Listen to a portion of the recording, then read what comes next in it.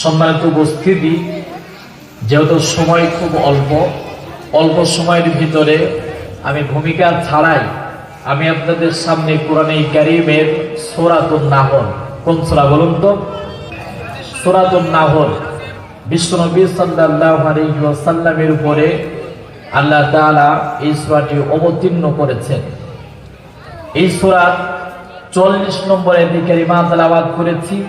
তেলাওয়াতকৃত আয়াতের সার্বিক কথাগুলো বলার, শোনার এবং আমাদের সকলকে যেন বাস্তব জীবনে আমল করবার তৌফিক যেন দান করেন। সকলে আরেকবার বলে আল্লাহুম্মা নাস, যাতে করে মানুষের সামনে আপনি মানুষের মধ্যে বর্ণনা করতে পারেন মা নুজিলা ইলাইহিম, আর এটাই আপনার উপরে নাজিল করা হয়েছে ওয়ালা আল্লাহুম ইয়াতাফাক্কারুন, যাতে করে আপনি চিন্তা ভাবনা করতে পারেন, গবেষণা করতে পারেন এবং জাতির লোকেরা যেন এই কোরআন দিয়ে আমল করে। এ হচ্ছে তেলাওয়াতকৃত আয়াতের সার্বিক অর্থ। আল্লাহ তাআলা বলেন ওয়া আনজালনা ইলাইকা যিকরা, হে নবী আমি আপনার উপরে কোরআনে কারীম নাযিল করেছি যাতে করে মানুষের মাঝে আপনি বর্ণনা করতে পারেন, ওয়াজ করতে পারেন, নসিহত করতে পারেন। মা নুজিলা ইলাইহিম, আপনার উপরে যেটা নাযিল করা হয়েছে, ওয়ালা আল্লাহুম ইয়াতাফাক্কারুন, আর এটা নিয়ে যেন মানুষ চিন্তা গবেষণা এগুলো যেন করে। তাহলে এই আয়াতে কারিমা থেকে বোঝা যাচ্ছে কোরআনে কারীম কিন্তু আল্লাহ তাআলা এমনি নাযিল করেনি। কোরআনে কারীম নাযিল হওয়ার উদ্দেশ্য জোরে বলেন আছে না নাই? কোরআনে কারীমকে যদি আপনি প্রশ্ন করেন, হে কোরআনে কারীম, এই পৃথিবীতে তোমাকে কেন সৃষ্টি করা হলো, কেন তোমাকে এই পৃথিবীর ময়দানে পাঠানো হলো, কোরআনে কারীমকে যদি আপনি প্রশ্ন করেন, কোরআনে কারীম জবাব দেবে। মহান আল্লাহ রাব্বুল আমিন বলেন কিতাবুন আনজালনাহু ইলাইকা লিতুখরিজান নাস মিনাজ-যুলুমাতি ইলান নূর বিইذনি রাব্বিহিম ইলা সিরাতিল আজিজিল হামিদ। সূরাত ইব্রাহিমের ১ম নম্বর আয়াতে কারিমে আল্লাহ রাব্বুল আমিন বলেন আমি গোটা পৃথিবীর মানুষের জন্য কোরআনে কারীম নাযিল করেছি, আর এই কোরআনে কারীমের জন্যই নাযিল করা হয়েছে যাতে করে মানুষদেরকে আপনি অন্ধকারের দিক থেকে আলোর দিকে নিয়ে আসতে পারেন। তাহলে এখান থেকে বোঝা যাচ্ছে কোরআনে কারীম নাযিল হয়েছে গোটা পৃথিবীর মানুষদেরকে অন্ধের পথ থেকে আলোর দিকে নিয়ে আসার জন্য। জোরে বলেন সুবহানাল্লাহ। কেমন অন্ধকার ছিল? মুফাসসিরিনগণ তাফসীরের ভিতরে বর্ণনা করছেন কেমন অন্ধকার ছিল। যেই সময়ে কোরআনে কারীম আল্লাহ রাব্বুল আমিন নাযিল করেছেন সেই সময়ের অন্ধকারের বর্ণনা করতে গিয়ে মুফাসসিরিনগণ তাফসীরের ভিতরে বর্ণনা করছেন যেই সমাজের মানুষের কোনো অধিকার ছিল না, পুরুষের কোনো অধিকার ছিল না, মানুষের তৈরি করা মতবাদ ছিল, মানুষের তৈরি করার নিয়ম নীতি ছিল। কন্যা সন্তান জন্মগ্রহণ করলে তাদেরকে বোঝা মনে করে জীবন্ত কন্যাদেরকে তারা কবর রচনা করে দিত। তাহলে যেই জামানায় মানুষের কোনো অধিকার ছিল না, কন্যা সন্তানের কোনো অধিকার ছিল না, নারীর কোনো অধিকার ছিল না, পুরুষের কোনো অধিকার ছিল না, কোরআনে কারীম নাযিল হয়ে নারীদেরকে যিনি অধিকার দান করেছেন জোরে বলেন তিনি কে?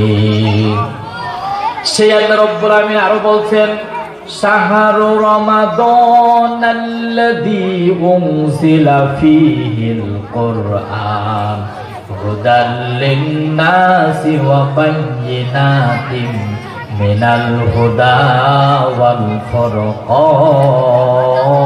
ফুরকান।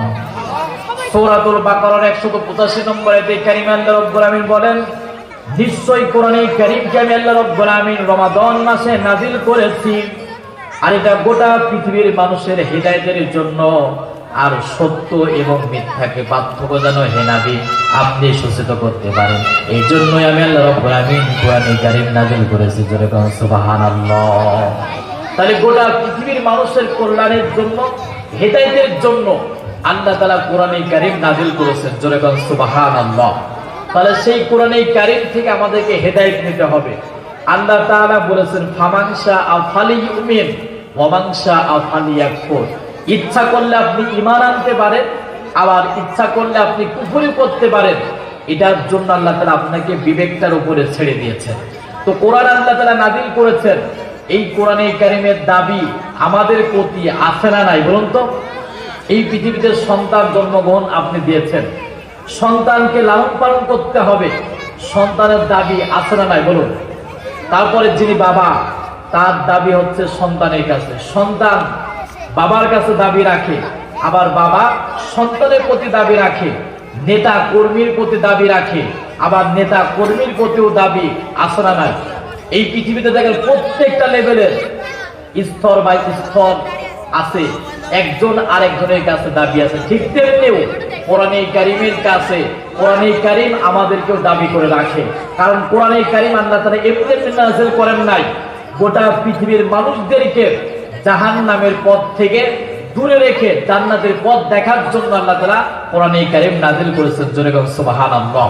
তো সেই কোরআনে কারীমের দাবিগুলো কি কি আজকে আমরা জানবো কোরআন এবং হাদিস থেকে। কোরআনে কারীমের দাবি কোরআন এবং সুন্নাহ থেকে আমি বের করেছি। কোরআনে কারীম আমাদের কাছে দাবি করেছে মোট 10টি। কয়টি বলুন তো? কোরআনে কারীমের দাবি হচ্ছে মোট 10টি। তার ভিতরে 1 নাম্বার হচ্ছে কোরআনে কারীম আল্লাহ তাআলা এমনি এমনি নাযিল করেননি। কোরআনে কারীমের প্রতি আপনাকে ঈমান আনতে হবে। কি আনতে হবে বলুন? ঈমান আনতে হবে কোরআনে কারীমের উপরে। কারণ কোরআনে কারীম কার কিতাব? জোরে বলেন। কোরআনে কারীম হচ্ছে আল্লাহ তাআলার কিতাব। এই কোরআন যা আল্লাহ তাআলা নাযিল করেছেন, আর এটা যে মানুষের তৈরি করা কিতাব নয়। এই কোরআনে কারীমের প্রতি পূর্ণাঙ্গভাবে ঈমান আনতে যিনি বলেছেন তিনি কে বলুন তো? মহান আল্লাহ রাব্বুল আলামিন বলেন, আল্লাযীনা আতাইনাহুমুল কিতাবা মিন ক্বাবলিহি হুম বিহি ইউমিনুন ওয়া ইযা ইউতলা আলাইহিম ক্বালু আমান্না বি ইন্নাহুল হাক্কু মির রাব্বিনা ইন্না কুন্না মিন ক্বাবলিহি মুসলিমিন। সূরাতুল কসসের 52 এবং 53 নম্বরে কারীমে আল্লাহ রাব্বুল আলামিন বলেন, হে নবী, আমি আপনার উপরে কোরআনে কারীমকে নাযিল করেছি, যাদেরকে কিতাব প্রদান করা হয়েছিল তারা যেন এটার উপরে পূর্ণাঙ্গভাবে যেন ঈমান আনয়ন করে। কারণ কোরআনে কারীমের প্রতি আপনি অল্প সময়ের জন্য শুধুমাত্র ঈমান আনবেন তাই নয়, এই পৃথিবীতে আল্লাহ রাব্বুল আলামিন কোরআনে কারীম দিয়েছেন যাতে করে আপনি ব্যক্তি জীবন থেকে আন্তর্জাতিক জীবন পর্যন্ত প্রত্যেকটা স্তরে প্রত্যেকটি জায়গায় কোরআনে কারীম দিয়ে আপনি আপনার জীবনটা পরিচালনা করবেন। ওয়া উহিয়া ইলাইয়া হাযাল কুরআন।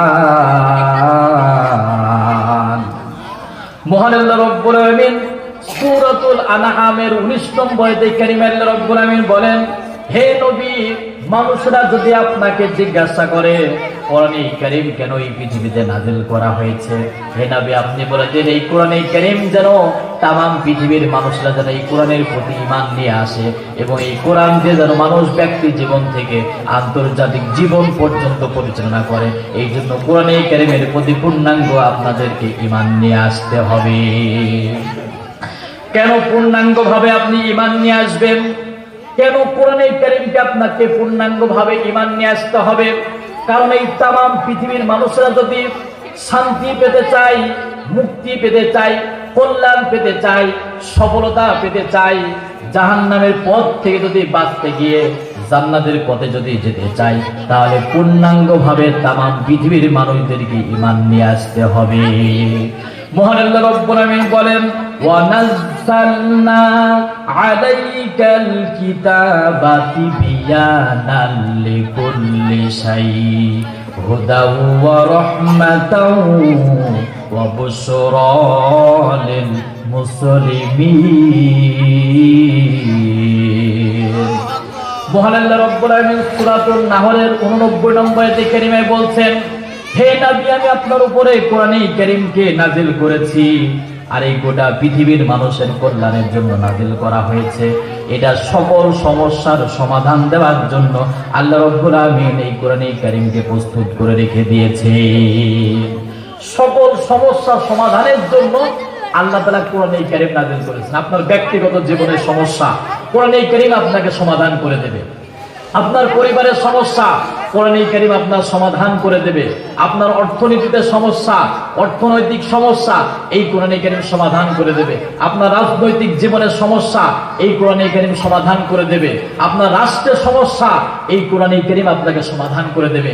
দাদা বাবুদের কাছ থেকে গিয়ে দেশের শান্তি মুক্তি ফিরে নিয়ে আসা যাবে না। যদি শান্তি আর মুক্তি পেতে হয় কোরআনে কারীমের আইনকে মানতে হবে। কারণ মহান আল্লাহ রব্বুল আমিন বলেন, وَنُنَزِّلُ مِنَ الْقُرْآنِ مَا هُوَ شِفَاءٌ وَرَحْمَةٌ لِّلْمُؤْمِنِينَ সূরাতুল বানী ইসরাঈলের ৮২ নম্বর আয়াতে কারীমে আল্লাহ রাব্বুল আমিন বলেন, হে নবী আমি আপনার উপরে কোরআনে কারীমকে নাযিল করেছি যাতে করে আপনি গোটা পৃথিবীর মানুষদেরকে আল্লাহ রাস্তায় নিয়ে আসতে পারেন। আর এটা হচ্ছে গোটা পৃথিবীর মানুষের জন্য হচ্ছে শিফা। সুবহানাল্লাহ, একটু জিকির করেন সুবহানাল্লাহ, আলহামদুলিল্লাহ।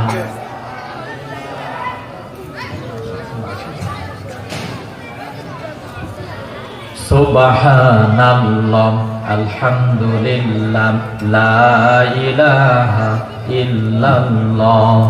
সুবহানাল্লাহ, আলহামদুলিল্লাহ, লা ইলাহা ইল্লাল্লাহ, মুহাম্মাদুর রাসূলুল্লাহ সাল্লাল্লাহু আলাইহি ওয়াসাল্লাম। তাহলে আমি বলতেছিলাম যে কোরআনে কারীমের প্রধানত দাবি হচ্ছে 10টা। কয়টি বলুন তো? 10টা। এক নম্বর হচ্ছে পূর্ণাঙ্গভাবে ঈমান নিয়ে আসা কোরআনে কারীম। যে এই কোরআনে কারীমের ভিতরে পূর্ণাঙ্গভাবে কিভাবে ঈমান নিয়ে আসবেন, এই কোরআনে কারীমটা যিনি নাযিল করেছেন তিনি কে? আর এই কোরআনে কারীম সকল সমস্যার সমাধান দিতে পারে, এটা আপনাকে বিশ্বাস করতে হবে। তাহলে কোরআনের প্রতি পূর্ণাঙ্গভাবে ঈমান আনয়ন করা হবে। কেউ যদি মনে করে কোরআনে কারীমের প্রতি পূর্ণাঙ্গভাবে ঈমান নিয়ে আসবো না, নামাজে কোরআন মানছেন, হাদিসে কোরআন মানছেন, মাদ্রাসায় কোরআন মানছেন, মসজিদ মাদ্রাসায় বিবাহ হতে এগুলো কোরআনে কারীম মানছেন, কিন্তু অর্থনীতিতে কোরআন মানবেন না, যাকাত ব্যবস্থায় অর্থনীতিতে কোরআন মানবেন না, পার্লামেন্টে কোরআন মানবেন না, শিক্ষা ব্যবস্থায় কোরআন মানবেন না, তাহলে বুঝবেন যে আপনার ভিতরে ঈমান নাই। এই ঘোষণা তিনি দিচ্ছেন, তিনি কে?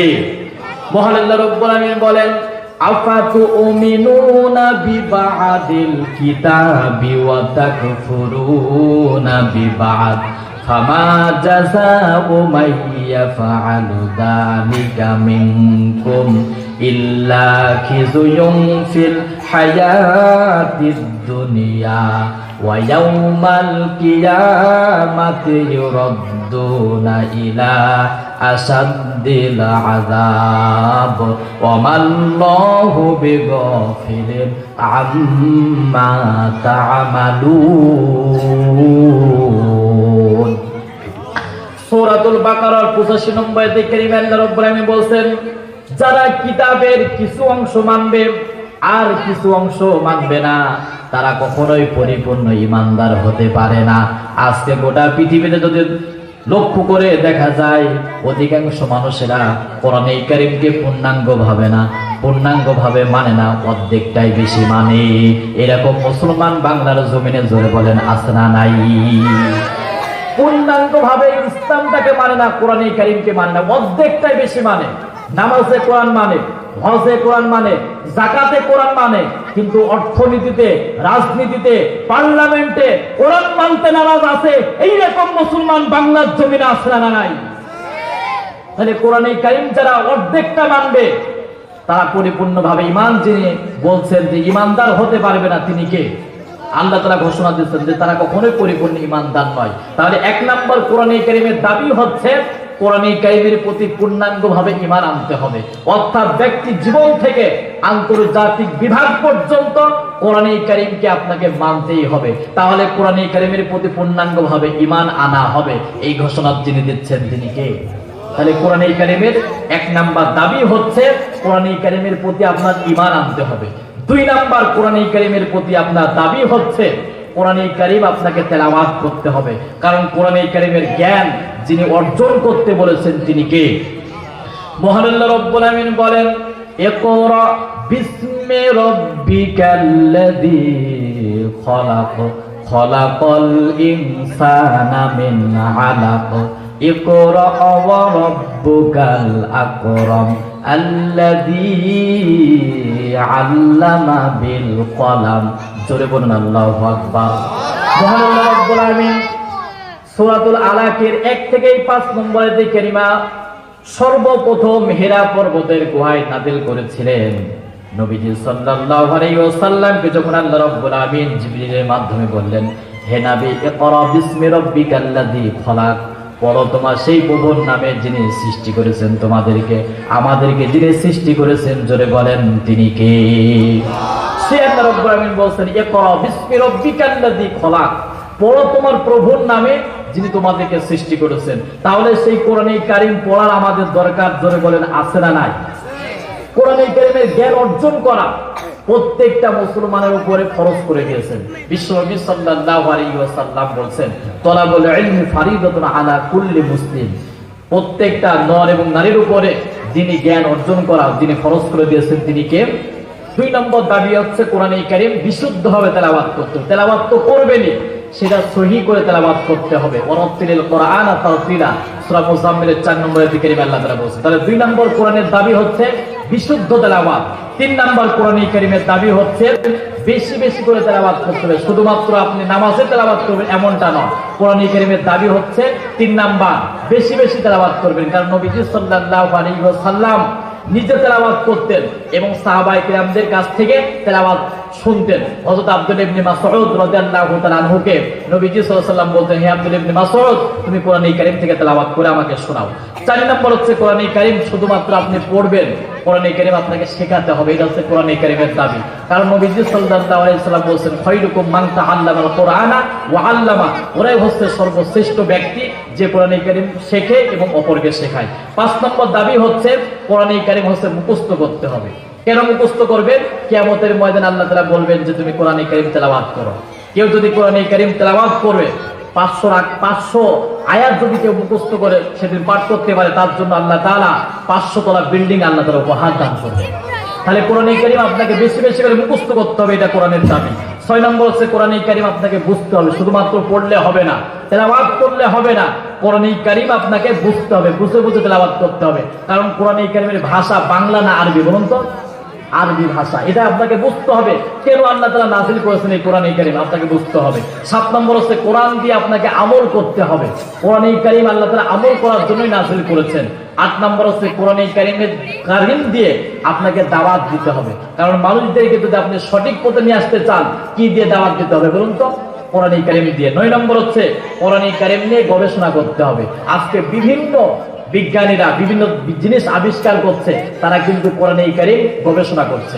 বিশ্ববরণ্য মুফাসসির যখন ক্যামব্রিজ বিশ্ববিদ্যালয়ে গিয়েছিলেন, সেখানে গিয়ে দেখলেন যে এইখানে কোরআনে কারীমের কপি আছে, অথচ ক্যামব্রিজ বিশ্ববিদ্যালয় খ্রিস্টানদের বিশ্ববিদ্যালয়। তাদেরকে জিজ্ঞাসা করা হলো যে কেন আপনারা এই কোরআনে কারীমের কপিটা রেখেছেন? তারা বলল যে এই কোরআনে কারীমের ভিতরে আমরা বিজ্ঞানের তথ্যগুলো খুঁজে পাই। যদি কোন সুবহানাল্লাহ। তাহলে কোরআন নিয়ে গবেষণা করতে হবে।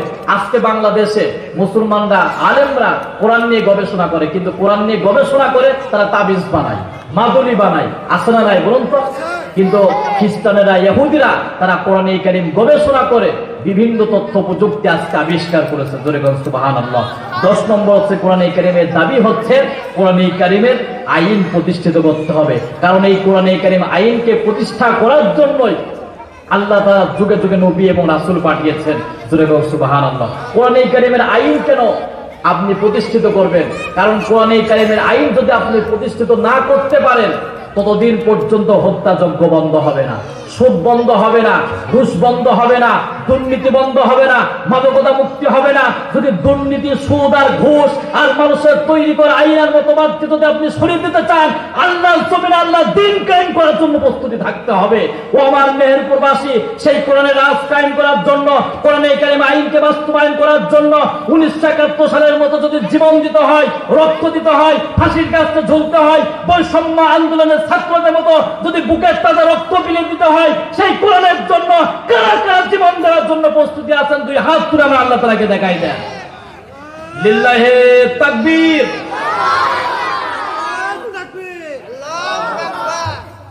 সম্মানিত উপস্থিতি, তাহলে কোরআনে কারীমের দাবি কয়টা বললাম বলুন তো? এই দাবি পূরণ করা যাবে তো? যদি এই কোরআনে কারীমের দাবিগুলো পূরণ করেন তাহলে প্রকৃতপক্ষে ইমানদার হয়ে পরকাল জগতে আল্লাহ তাআলা জান্নাতবাসী করবেন। জোরে বলুন সুবহানাল্লাহ। আল্লাহ তাআলা এই কোরআনে কারীমের দাবিগুলো আমাদের সকলকে যেন বাস্তব জীবনে আমল করবার তৌফিক যেন দান করেন। সকলে পড়ে আল্লাহুম্মা আমিন। ওয়া আখিরু দাওয়ানা আলহামদুলিল্লাহি রাব্বিল আলামিন। আসসালামু আলাইকুম ওয়া রাহমাতুল্লাহি ওয়া বারাকাতুহু।